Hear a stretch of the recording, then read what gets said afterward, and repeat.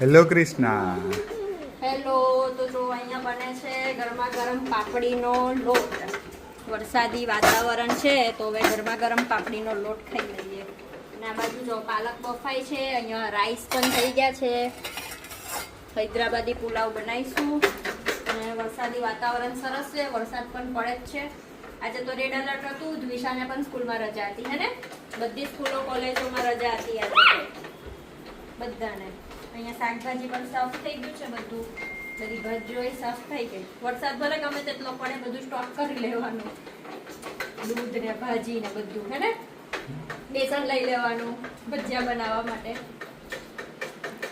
તો ચાલો ગરમા ગરમ પાપડીનો લોટ ખાવા માટે.